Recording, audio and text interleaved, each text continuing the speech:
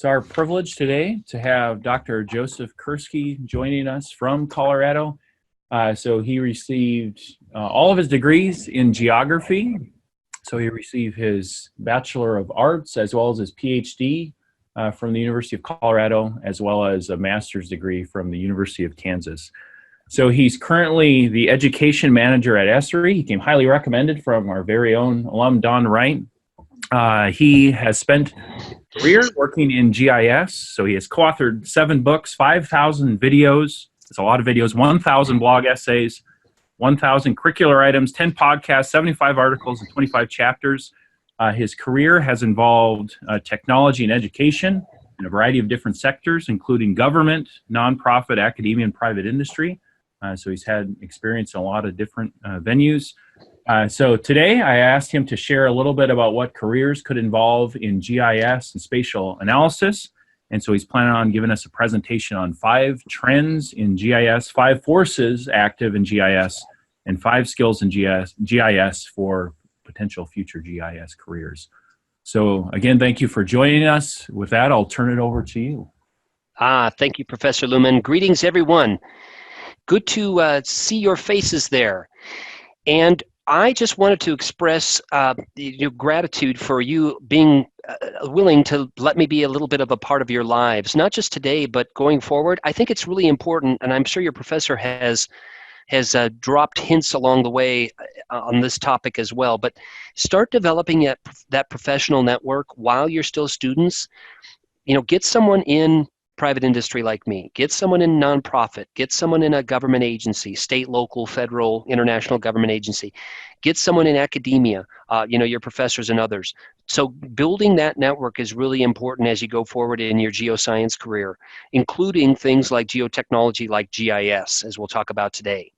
If I can be of any assistance to you in the future, please feel free to connect with me on LinkedIn or elsewhere. I'm also very active on, this is slightly geeky, but I've got lots of Twitter feeds daily on all things geo, so geography, geomorphology, weather, climate, population, using geotechnologies. A lot of it is centered on education, which is my main research area. How students actually teach, how do they learn with GIS, and what difference does it make in their connectedness to their community, in their sense of place, in their content knowledge, and so on. So feel free to look at those resources. Also, I have a spatial reserves data blog. If you want to just do a search on spatial reserves, it's all about data, which sounds super boring, doesn't it? It sounds like, oh my gosh, Joseph, this is going to be putting us to sleep. But really, it's all about how do we use data and how do we know if it's any good? Can we trust it? Especially in these days of web-based geographic information systems that we'll talk about today. So one of the things that I have in that spatial reserves data blog is about imagery. So you say, oh, okay, take a look at a satellite image. Let's say this one, for example, as you see on the screen here. What do you notice about this image that isn't what it would look like if you were able to stand on that satellite and peer over the edge down at the Earth's surface? What's missing from this image? Cars. Dr. Luhman, I knew I would love working with your students. They are top-notch. Awesome. Good on you, mates. Exactly. So the point here of this particular essay is even images can be manipulated. Now, sometimes, and most often, fortunately, they're manipulated for good reasons, not for nefarious, sneaky reasons. They're manipulated in this case so that the Department of Transportation and others can see what the condition is of the pavement. But the point is that you need to be critical of data. Maps have this sort of air of authenticity. We think maps are authoritative sources, and oftentimes they are. But because, for example, ArcGIS Online, that we'll talk about here, let me scoot some tools around. ArcGIS Online, which hopefully you've used in your GIS courses, that is an open platform. So ArcGIS Online, arcgis.com, it's an open platform. So if I modify map and add data, I can search for layers and search on something like Ooh, median age. Okay, so median age of the population, there's all kinds of median ages. And how do I know which sources on the left side here can be trusted?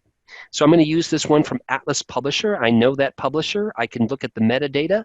I never metadata I didn't like. That was a little geo joke for you. I never metadata I didn't like. So I'm going to add that median age. So I add that to the map, and I can see that at certain scales, I've got a certain median age. So according to, we always have to say this, according to this data set, the median age of Texas is slightly younger than the median age of the USA population as a whole, whereas the median age of Maine is a little bit older. And so one of the things that we love to do in geosciences, right, is look at patterns, relationships, and trends.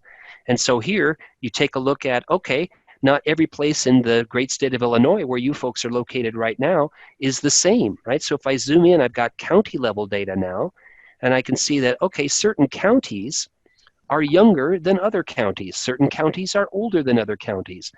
And as you probably suspect, if we zoom on into Chicago, you can look at the area around your campus, for example. You can see certain neighborhoods. Now we're talking about, wouldn't it be great to have a legend? Ah, look at that. So the bluish colors are older. The redder colors are younger. We always have to say according to this data set. So you're looking at certain patterns, relationships, and trends, and you're wondering, why do certain factors pull up a median age and pull down a median age? And furthermore, why do we even care about median age? So if we plan, for example, nursing home facilities versus schools versus hospitals versus certain kinds of businesses or services, right? People actually care about looking at the median age of the population. So in this particular case, I was telling your professor back in the spring, I visited several campuses around Chicago, Northwestern University, DePaul, University of Chicago, Harper College and NIU, and also Valparaiso down in Indiana. I've not visited your campus yet. I'd love to come by there at some point. Maybe you folks can invite me. But you can see that certain neighborhoods that are around universities, they tend to be younger, right? No surprise, right? So you can look at this particular neighborhood, for example, and the median age is 26, whereas the US median age, according to this census year, was 37. And so there are other things that pull up a median age, right? So you go out west in some of these rural areas, right? The median age is a little bit older for various reasons, right? Economics, the workforce, and so on. With notable exceptions, like, no surprise here, this is probably DeKalb. Wouldn't it be great if we could change the base map to terrain with labels? That is DeKalb. So as you know, NIU is out there. So it is a markedly younger median age than the surrounding neighborhoods. And indeed, here we see that almost everybody in this particular neighborhood is 20-something, probably the dorms for DeKalb, for NIU. So the point is that these variables are wonderful. We could just pull them up at our fingertips, all in ArcGIS Online. And I could add another variable. I could add, what about median income? So I can look at the relationship between median age and median income. Now, more germane to your course right now, what if I add something like ecoregions?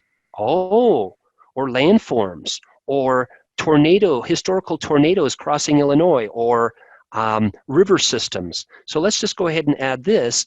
So now I've got, according to the EPA, these are the ecoregions. I'm going to turn off the median age right now and turn on the ecoregions. And now I've got, okay, no surprise here, I've got the ecoregions now for different levels of geography. And I can turn on the pop-up, so I can enable the pop-up, and then I can go here and say, oh gosh, well, I can look at different ecoregions and figure out in the table of data, because I've got a table of data behind this, right? That's what a GIS is all about, is you've got a table of data behind every one of these points, lines, and polygons that we're looking at here, in this case, from the EPA ecoregions map. So the point is, can I trust this data that I'm pulling up at my fingertips? That's one of the things we'll talk about today, and that's what that Spatial Reserves data blog is all about. So how many of you have made a story map? A story map. Okay, let's talk about that for a moment.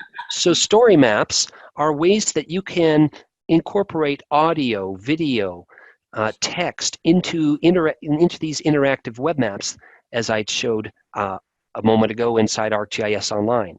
So sometime have a look at storymaps.arcgis.com, and in the interest of adhering to your course, let's take a look at, how about some landforms?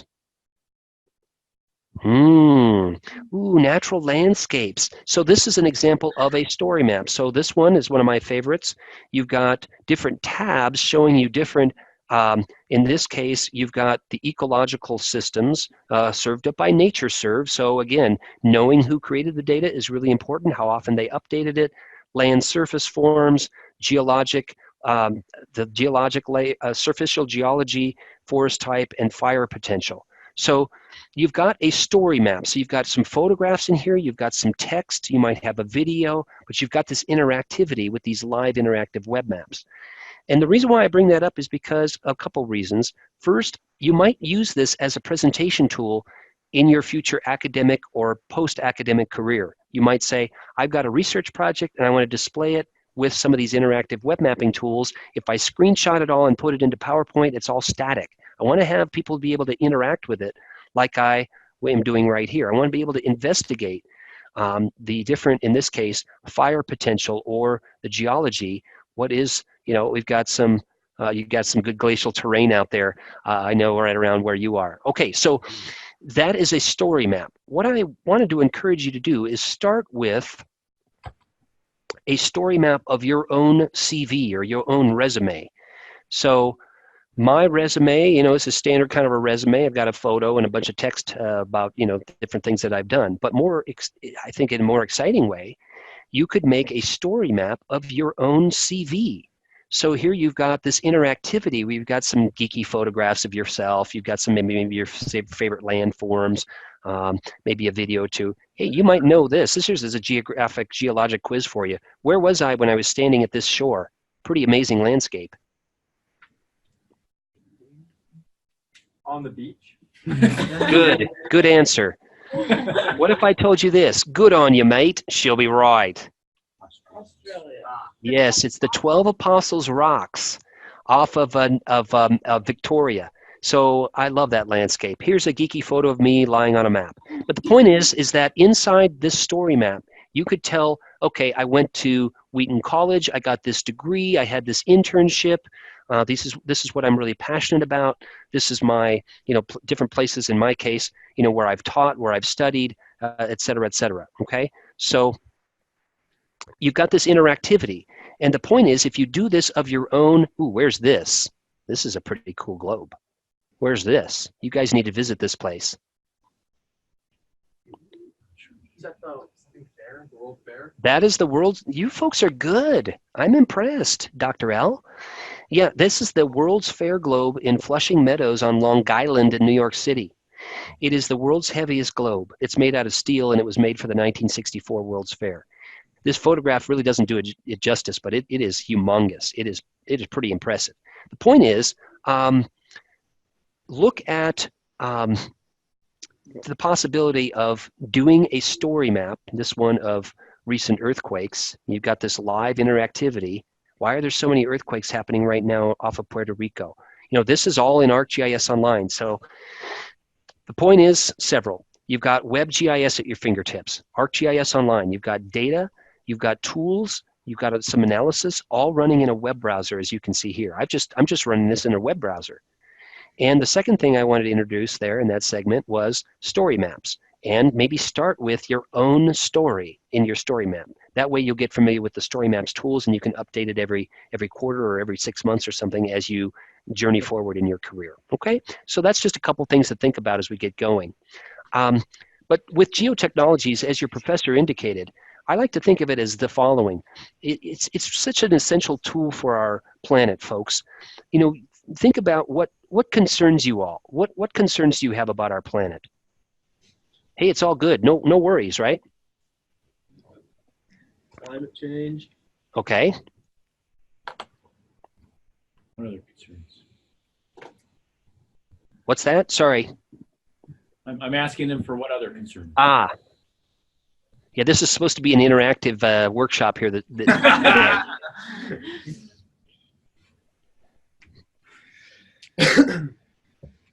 Everything else is good. Hazards. Yeah, earthquake and tsunami hazards in 4 countries. Excellent. Okay.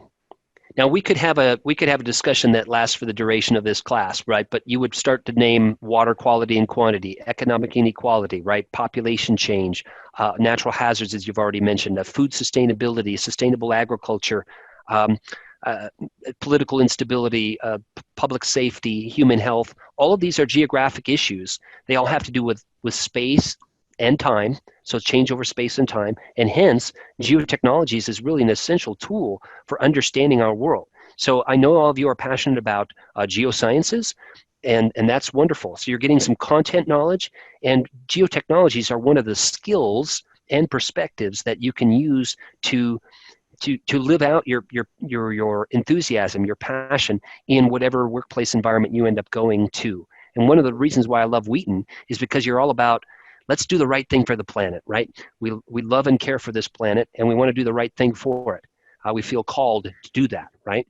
That's our solemn vow, our solemn calling. It's a noble calling, and I salute you all for choosing Wheaton. It's a great institution, and people from Wheaton. You talked about Dawn Wright, Dr. L, earlier. She's our chief scientist, so she is impacting the lives of many people, and through your perspectives and your knowledge there at Wheaton, and having some of these geotechnologies on your tool belt, you too can do wonderful, amazing things, impacting the world for the better and people's lives for the better. So I really see geotechnologies as fitting really well into that.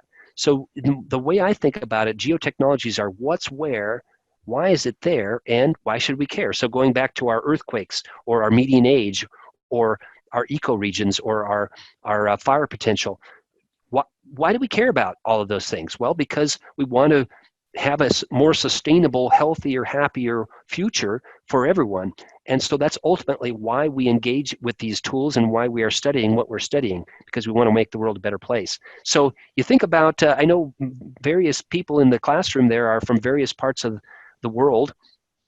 And think about the sort of quintessential photo that you would show someone to indicate the ecoregion, the environment, the geology, et cetera, but where you're from. So as you know, I'm out here in Colorado, and I chose this photo because it's got a little bit of weather and climate. So we've got that bank cloud. When we have that bank cloud, for those of you that are from Colorado, those of you that study climatology and meteorology, you'll know this as well. But that is usually a sign of fair weather. So we've got that big longitudinal wave that comes over the mountains, and in the lee side of the Rocky Mountains, you get that downslope, which is the clear spot right above the mountain ridge, and then you have that wave comes up, and as it comes up, you got some condensation, but you have basically a standing wave cloud that sits there for days on end.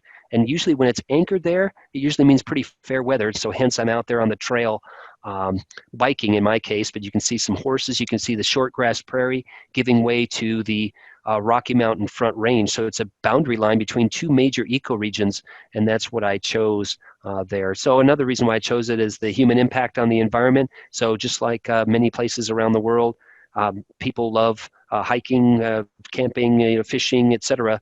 out here. That's one of the key reasons why a lot of people want to live here. And so I'd like to scroll down in the interest of time and just give you some sense for my own pathway. Dr. L talked about it a little bit, not to bore you to tears or anything like that, but just to get you thinking about, I can go to lots of different areas and make a positive impact on the planet and its people. And so I've had the real blessing really to be in four major sectors of society.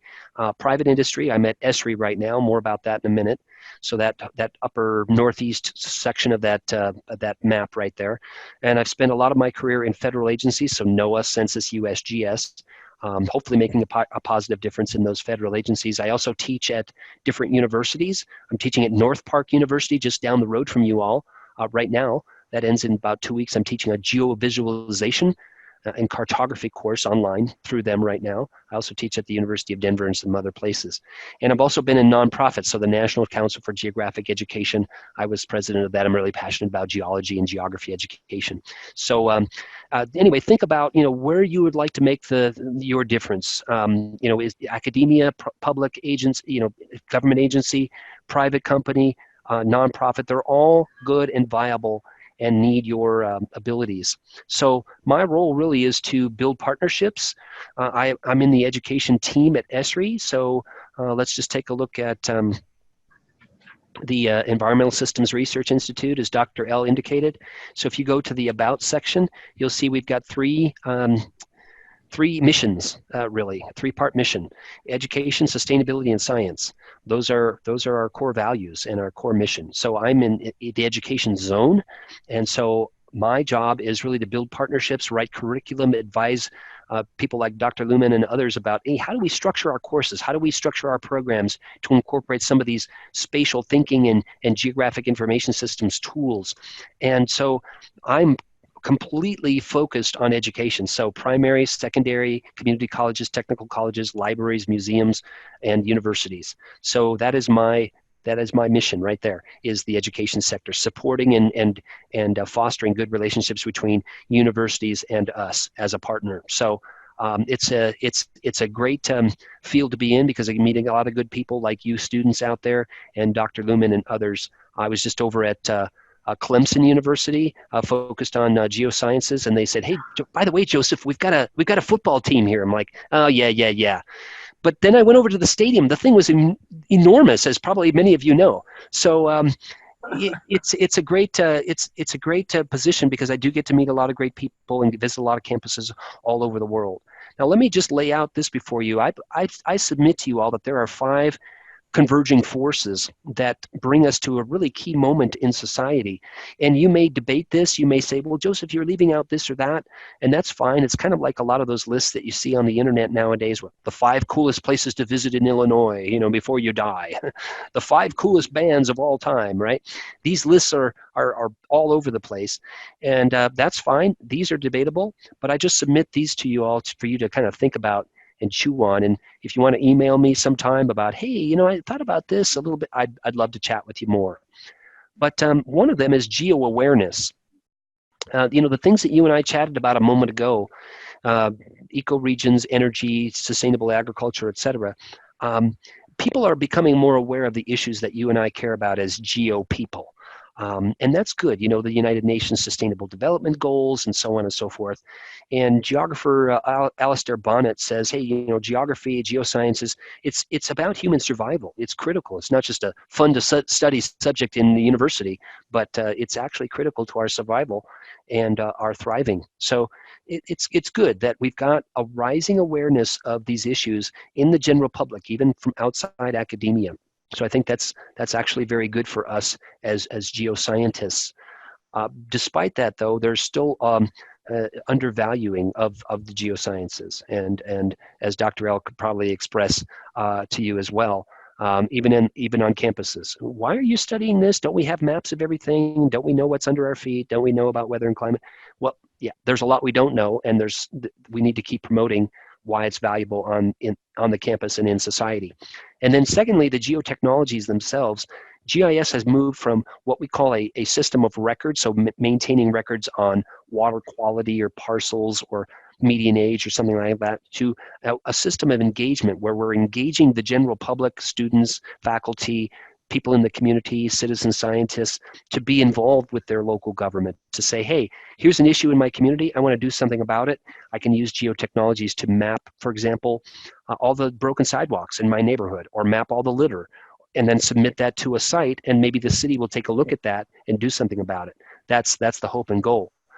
Our Jack Dangerman, our ESRI company president, he likes to refer to GIS as this intelligent nervous system. So think about your own body, right? You've got a nervous system that regulates the functioning of your vital organs, right? I mean, this is, you and I, we believe this is actually not just happenstance, right? That this is endowed by the Creator, that we're created beings, and we've got this nervous system. It's a beautiful thing, because without it, you and I wouldn't be here, correct? And with geotechnologies, GIS, remote sensing, web mapping, it's sort of acting as an intelligent nervous system for the planet. So think about the lights in your room right now, in your classroom. That's all powered by GIS, right? All the electrical lines, the gas lines, the water lines, they're all mapped and managed with a GIS. What you had to eat at lunchtime, food delivery, sustainable agriculture, all that is managed with geotechnologies. So how you got to campus today, whether you took the bus or you drove, whatever, transportation systems are managed with GIS. And there's just so much more. It's kind of like an elevator. You push the buttons and you just kind of expect it to work. With Geo Technologies, it's sort of operating behind the scenes. We don't really think about it, but it really powers our whole modern world. And I think it's a fascinating field to be into. Now, I'm not going to go through all these examples. This entire presentation, as you can see, is online. And guess what? First of all, what am I using to present this? It's a story map. Remember the story maps that I referred to earlier that you could write your CV or resume, and I showed a couple of story maps earlier? This entire presentation is a story map. So you could present with this tool. Excellent.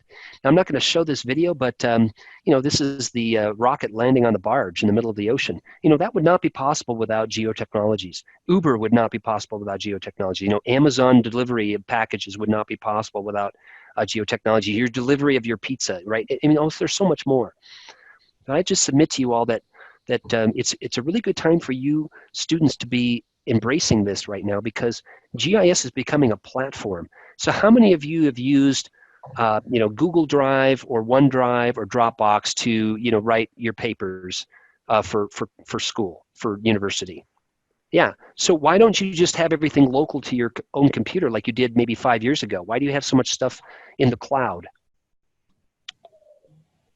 Because you can access it anywhere. Sweet. Yep. Access it with any device, anytime, anywhere. You also have a backup, right? In case your hard drive fails on your local system. You've got some other storage, correct? And you also can collaborate, right? Especially if you're using certain tools. You can write a paper or an article with a colleague, right? And review each other's work.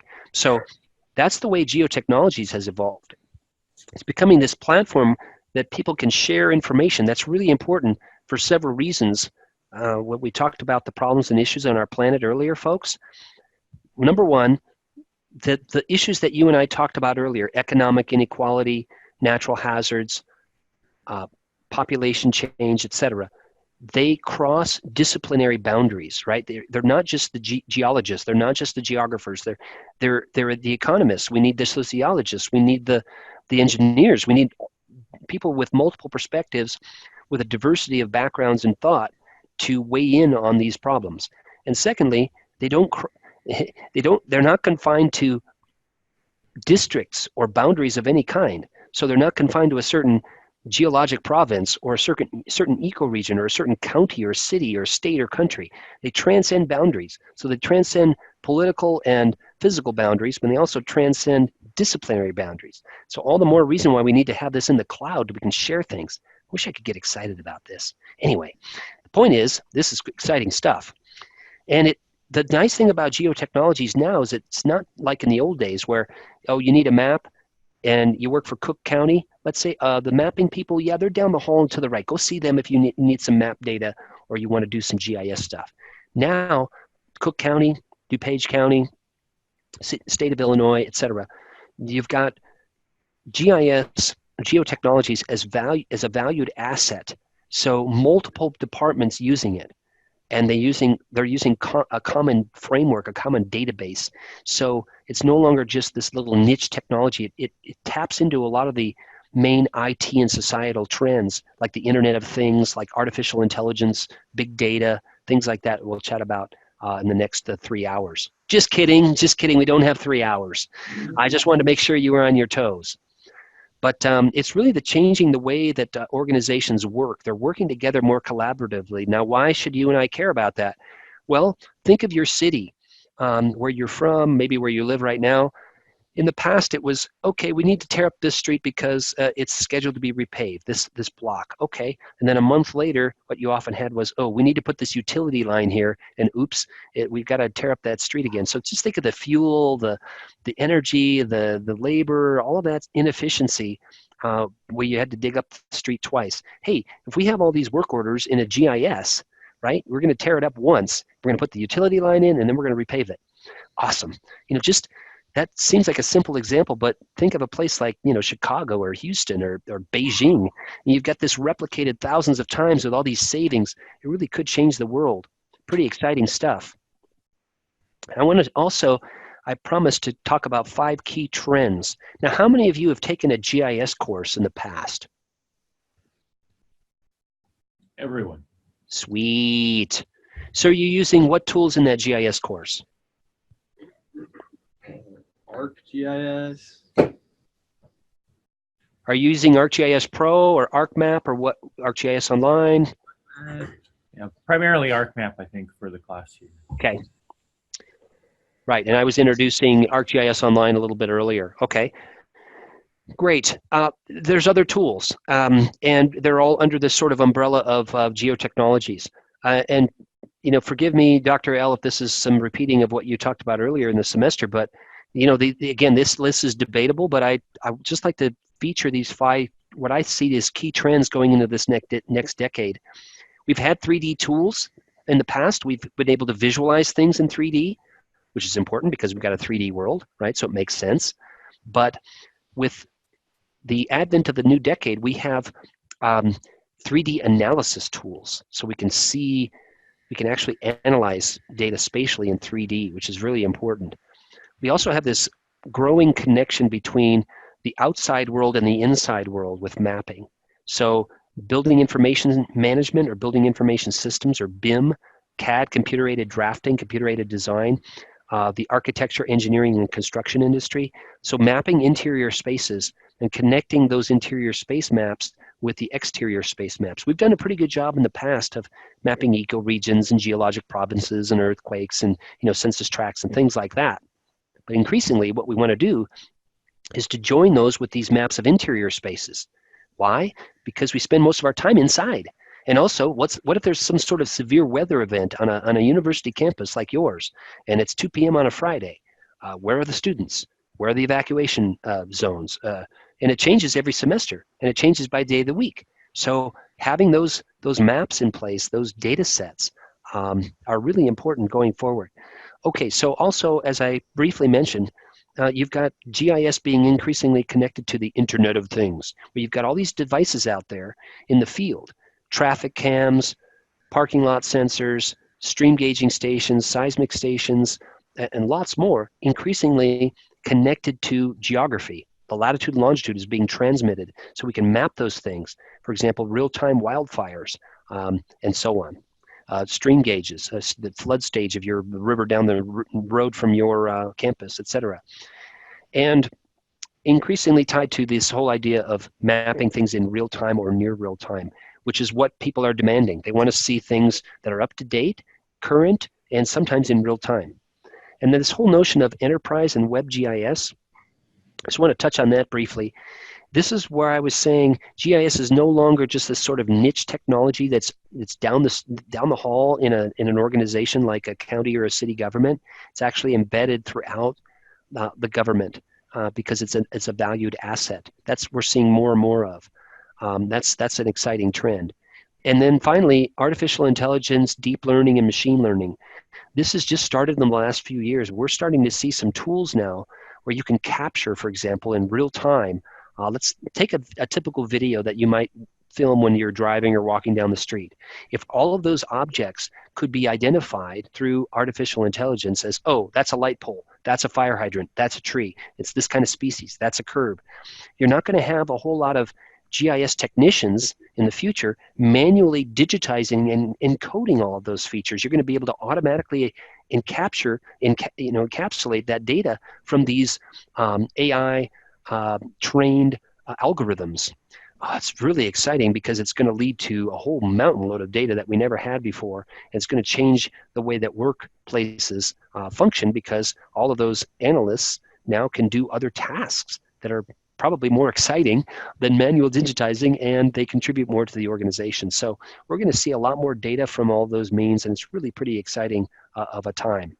But back on our forces now, GeoEnablement is the third one I wanted to mention, and that is we're enabling greater segments of the population to take advantage of the things that you and I love about geotechnology. So how many of you have ever taken a MOOC, a massive open online course?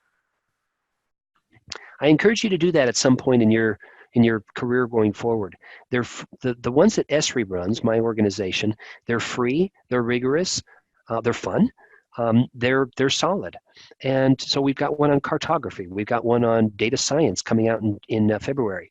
They're not just they're much like a university academic online course. So in other words, you have a start date and an end date. It's not just like online all throughout the year. We want people to go through as a cohort because we want them to foster community with the fellow students in the course. So anyway, it's a great way for you to keep moving forward with your skills, with your skill building. And then I also submit to you all that when you're learning and teaching with Geo Technologies, you're learning content knowledge. So let's say we were exploring those earthquakes a moment ago. You're learning about, okay, plate tectonics, why earthquakes happen where they do, but you're also gaining some skills about, hey, filtering the data, proximity, how many earthquakes are within X distance of the plate boundary, how many earthquakes have been within X distance of Tokyo over the last 50 years, so space and time. But you're also gaining that geographic perspective. You're looking at the world spatially, and you're looking at why things happen where they do, and how can I plan for a more resilient future. And it's not just me and Dr. L saying this. I mean, you can look at documents like Learning to Think Spatially from the National Research Council saying, hey, spatial thinking is an important thing to teach throughout a person's development, all the way from primary school to university to lifelong learning and beyond. Okay? Now, here's a little quiz for you. Here's a name that place quiz. Okay, now I've got this, as you see, in a story map format. This is a little interactive quiz. You're going to think spatially as you're going through these. I want you to see some interesting landscapes. Okay, so here, Victoria Falls, Angel Falls, or Niagara Falls?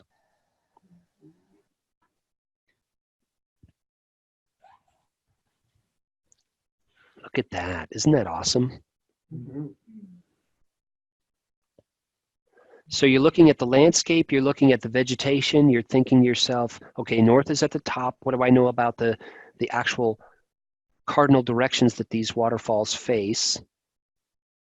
And also scale matters, right? So if I zoom out, you're seeing the landscape around there. Any guesses?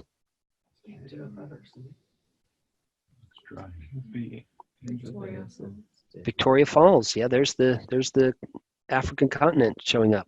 All right, let's do one more. Mountains, Aconcagua, Arenal, or Kilimanjaro? Let's zoom in a little bit. Can you see those options again? They're at the top. Oh. Yeah, they're at the top.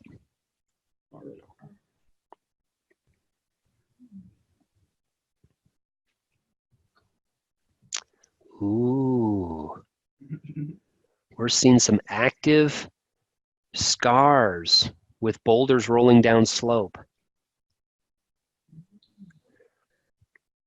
So you're first thinking about, well, Kilimanjaro, at least for a while, it's snow-capped. It may not be in the future, but it is at the moment. So this is more of an active volcano. And maybe we know something about Aconcagua, the tallest peak in South America, probably is snow-capped much of the year, and so therefore, yep, it's Arenal, Costa Rica. Pura vida. Okay, one more. Urban rivers, London, Paris, or Hamburg?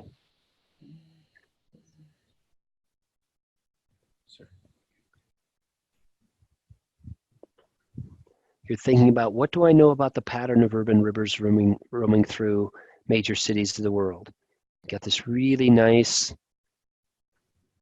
S curves in this particular river. And also you're seeing this radial pattern. You got a crazy roundabout like that. Got one vote for Paris. Yep, Paris. Good on you, mates. Okay, so you're thinking spatially as you're going through that.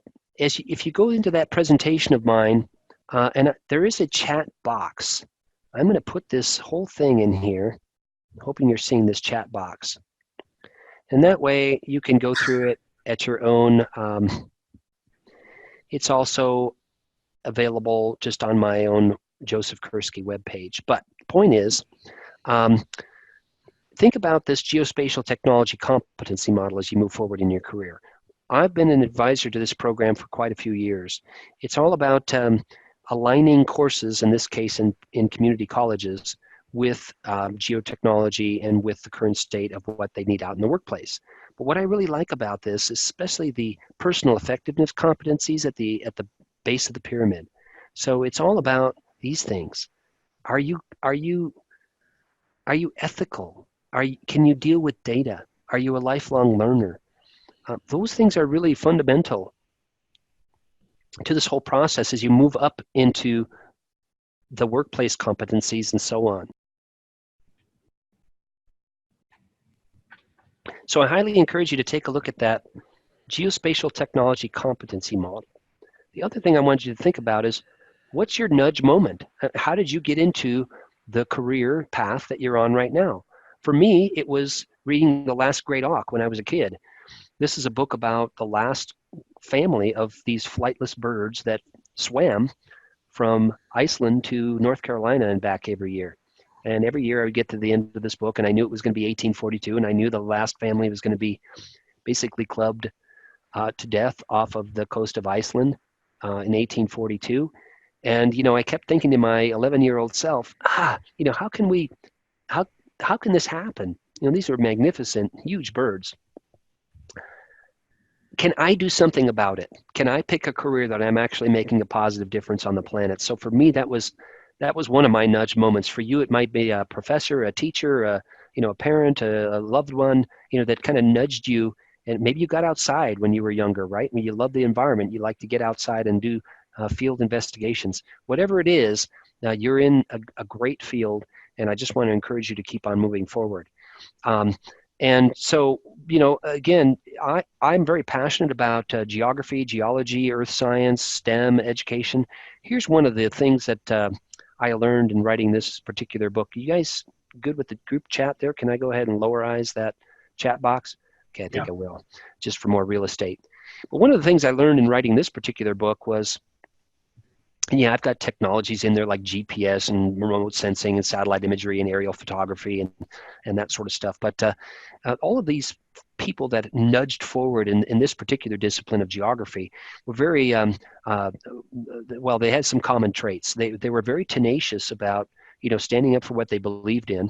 They were very well read, so they read a lot of different subjects all throughout their lives, not just their own field, but being well read in other subjects. And they were not always fully appreciated.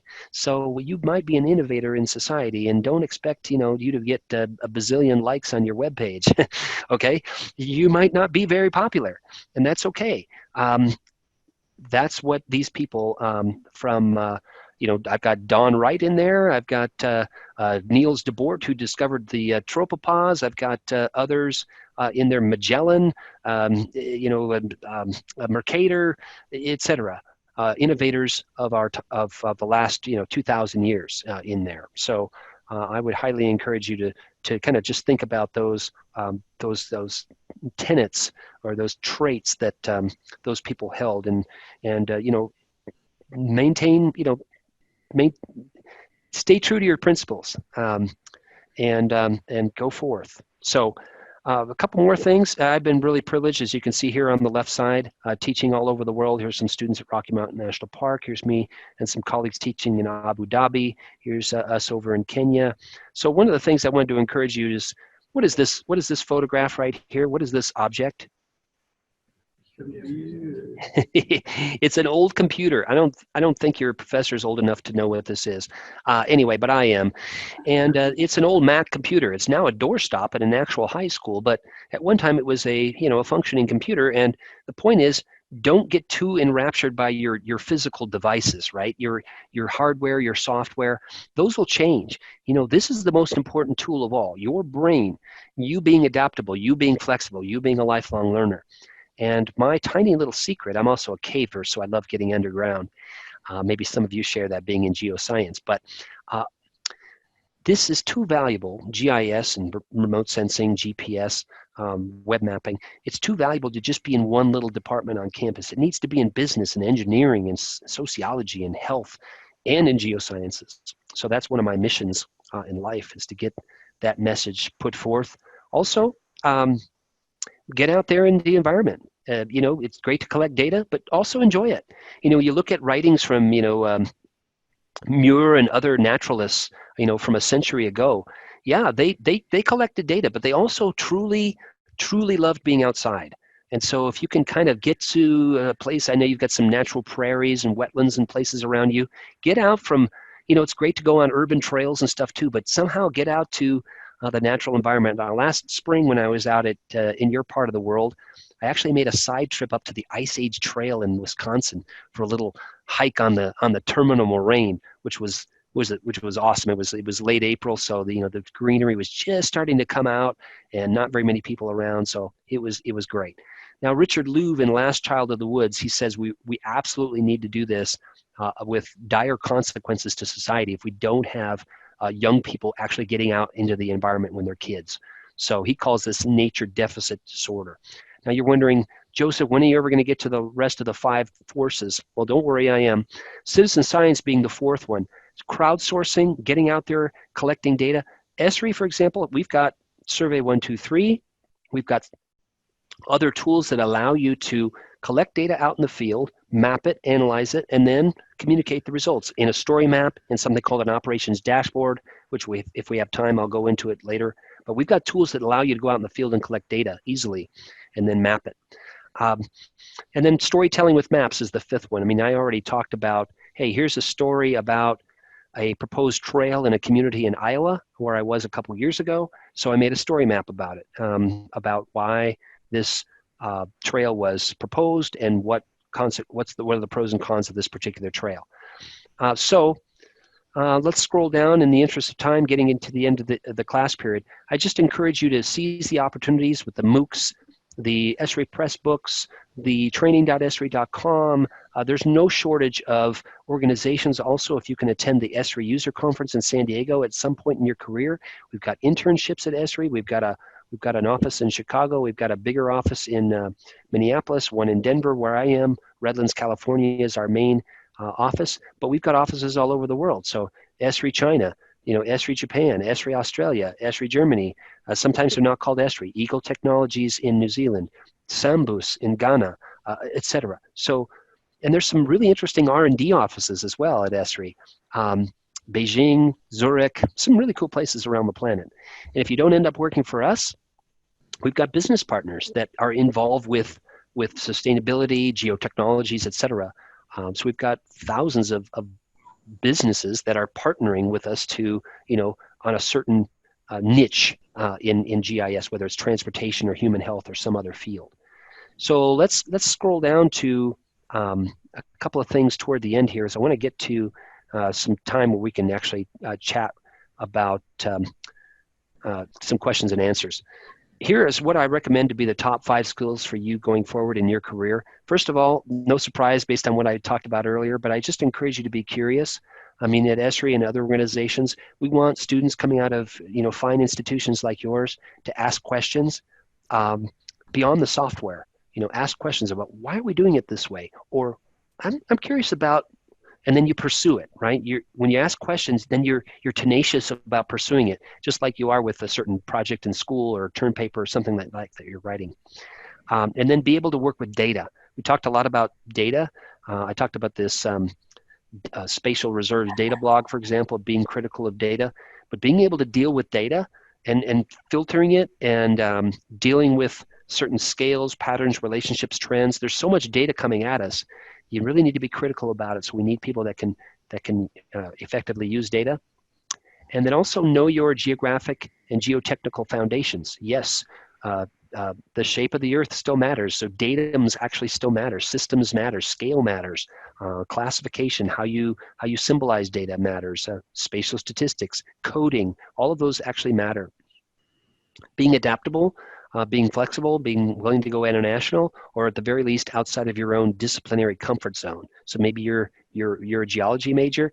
Hey, maybe go talk to the sociology demography types sometime. Ooh, et cetera. So being able to talk to people outside of your own discipline, I think, is really important. Also, finally, good communication. So having that elevator pitch when someone asks you, hey, why is geology important? Why is geotechnology important? You'll be able to tell them in 30 seconds or 60 seconds. And someday you'll have 2 minutes with your dean or 2 minutes with your CEO or your patrons or your board of directors or something. And you've got to be able to communicate why what you're doing actually matters. and why it needs to be funded and supported. So without these tools, I just submit to you all that we're sort of what I call to be sort of sleepwalking into the future.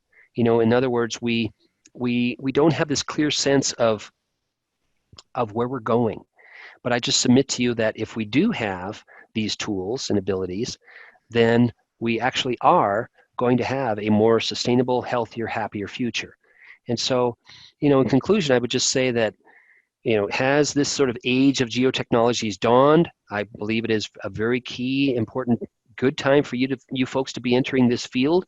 And I'm very hopeful for the future. Actually, we've got good students like you, with solid professors, you know, that are mentoring you. The good networks that you're building amongst each other. Some of these resources that I talked about. I'm really confident that we will overcome the challenges of our 21st century world. And you have a critical role in that. So with that, do you have any questions for me? How can I help you? My first question for you is how do we find your presentation? Do we Google you on the ESRI site, or where would we find this if we want to go back and look at some of the things that you brought up?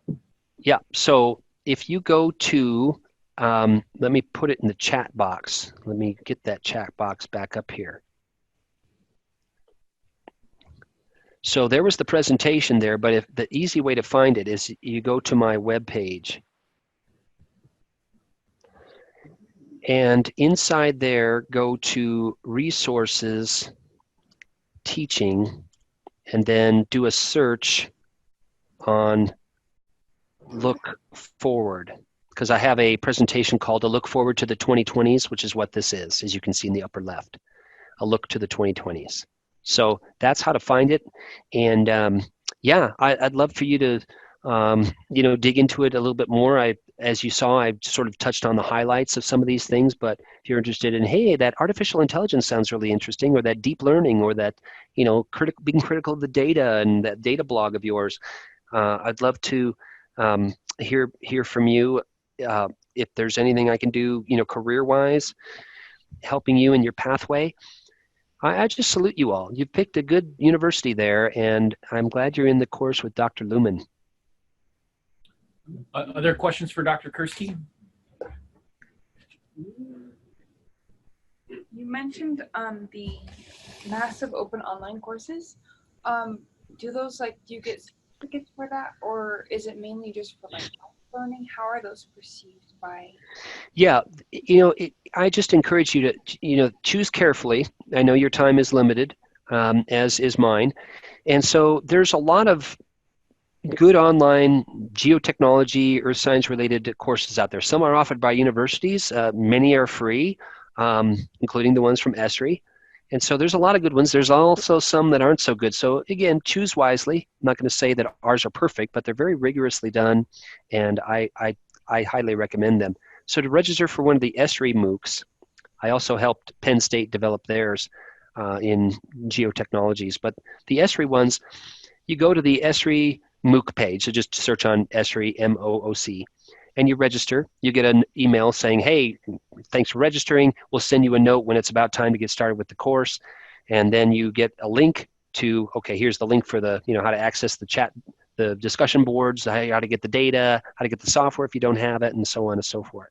The other thing I was going to mention to you all is that at some point before the end of your academic time, I encourage you to go to this developer.arcgis.com site that I put in the chat box, because you're using ArcGIS Online and ArcGIS, and you've got an account through Wheaton, but someday you won't be Wheaton students anymore, right? You'll graduate. What a concept! Cool. And the point is that when you graduate, you'll want to continue your work in GIS.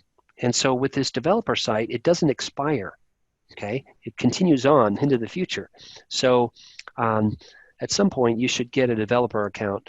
It's free and it doesn't expire. And you can't geocode every water well in North America or every Starbucks in the world with it, but you get a decent amount of space to do a lot of good work. So I highly encourage you to do that. I believe Benjamin had a question for you. You mentioned earlier how, you know, learning softwares and different forms of AI have begun to be implemented and could possibly be implemented into GIS this methods. And you kind of talked about how that could be used. It is used to, make things more efficient and to gather more accurate data, just more data in general.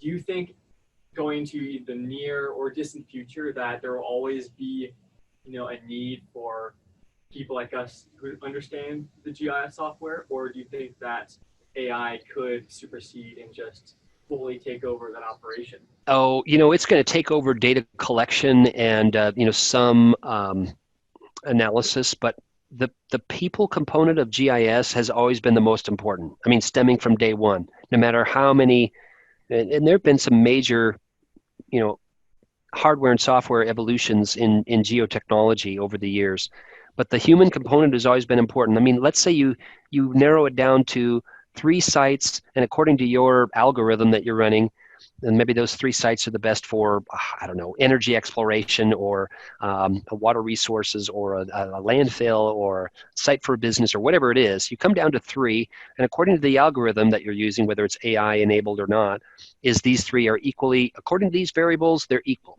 But you, with your extra way of thinking holistically and critically about things, you say, well, okay, they may look quantitatively the same, but I know qualitatively we've got some variables coming in here that make site B better than site A. So that's just an example where I think the human component is always going to be important in this. You're the one making decisions. You're the one thinking rationally about this. I mean, GIS is just a tool, no matter how rapidly it evolves. And yeah, it's a very exciting time, technically. But I think the human component is always going to be needed. People making wise decisions about the planet. But yeah, it's a very exciting time to be in this. It's a very good question. As a quick follow-up to that, it seems like there are more and more positions where GIS is certainly a significant component of that job. Do you have any projections for what the demand will be for folks who are working in GIS, in geoscience, focused careers, geology, geography, et cetera? Yeah, that's a very good point there, Dr. L. That in my way of thinking, we've got these 2 curves. You've got your traditional GIS job where GIS analyst, technician, GIS manager is like, if it's not part of your title, it's a significant portion of your job. And those will modestly keep growing. I mean, there are still counties, even in Illinois, that don't have a GIS manager, But more importantly, the ones that are ramping up even more are, hey, I'm a transportation engineer, or I'm a geologist, or I'm a biologist, or I'm a city planner, or I'm working for FedEx or Starbucks. But hey, can you develop a web mapping application that does this? So you're using some geotechnology skills, but your field is still your main field. It doesn't have anything to do, at least on paper, with GIS, but you're asked to develop web mapping capabilities or functions or programs or some code that allows your organization to be more efficient or to meet its goals. So those jobs where geotechnology is going to be part of your tool belt are really highly ramping up. And so that's where I think it's really exciting because, in the past it's sort of been, hey, you're a geologist and you really like GIS too, but you kind of have to decide, are you going to sink, the next 3 years into GIS? Well, then you can't really do your geology stuff because you got to learn GIS. And then maybe you can go back to, being a field geologist. But nowadays I'm not saying it's completely easy, but being able to do a lot of this on the web and with these easy to use, lightweight tools has really opened up a lot of doors where you can say, yes, I still am going to study, geomorphology, and I'm going to use GIS to study it, but I don't have to, put my regular career on hold to learn all the, this huge stack of manuals. I'm going to learn geotechnologies, and it's going to help me in my day-to-day job.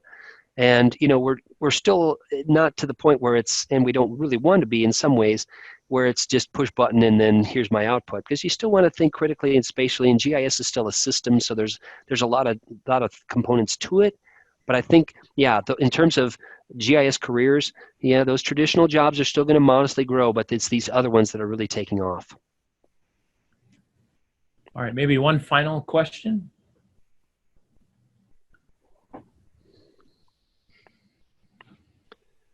Maybe they've got all their questions answered. I will go ahead and share the links that you have shared there so we can spend more time with what you presented. Thank you so much for joining our class in GIS. Oh, I guess we have one more question. Sorry. Just a quick question. I know you go around to a lot of schools, and a lot of us, or some of us, are looking to go into graduate school. I'm wondering if you would recommend any big geography schools that you really liked that you. Okay, sure. There's two main sources in terms of geology, a little bit of physical geography, and human cultural geography. The AAG.org has a guide to geography programs in the Americas. That is a good list. It's got a web map that actually uses our technology, so it's pretty cool. So it's got a web map of programs. It's going to be all programs. The second one is through geotechcenter.org, Geotech Center. That was the people that developed that geospatial technology competency model, that pyramid that I showed earlier. They have a list of geotechnology-oriented graduate programs. And they're both good lists. I would say, it's hard to come up with the top 5 because it really depends on where you want to focus. But I would carefully look at, faculty interests, the facility. I'd be happy to chat with you one-on-one if you'd like. There are some really good organizations out there that I've worked with. There's the big ones. There's the Penn States, the UWs, the University of Illinois of the world. There's also some really good programs in smaller places too that have really done a noble job in crafting a very rigorous program. I'm teaching at the University of Denver, which is sort of a mid-sized program. I'm also teaching at North Park. That's an undergraduate program, smaller. But the point is there's a good mixture, and so there's some good resources out there for you to kind of do your investigation. And sometimes it's kind of interesting to look internationally too, because there's some good international universities that oftentimes they're really hoping to get some international students. So there's scholarships available and so on. So then you get to explore the local geology and geomorphology of whatever country you happen to be in. So that's another thing to keep in mind. Thank you. All right. Well, again, thank you so much for joining our class today. Dr. Lumen, I hope that was what you wanted me to do and met your goals. And I hope it wasn't, boring, or people are checking their phones or their emails or something like that. They're just saying, this is awesome stuff. This is amazing. So let me ask you this last question. What is this photograph I have right here in this story map? Where was I? Look at this landscape. This is pretty cool. South Dakota? You're good. North Dakota is right on the North Dakota-South Dakota line. It is just barely in North Dakota. Yes, southwestern corner of North Dakota. Awesome. Cool. Well, thank you so much. We will see All you right. again sometime. Peace and blessings, and all best wishes to you all. All right. Thanks so much. Goodbye. Talk to you later. Keep in touch. Thanks. Goodbye.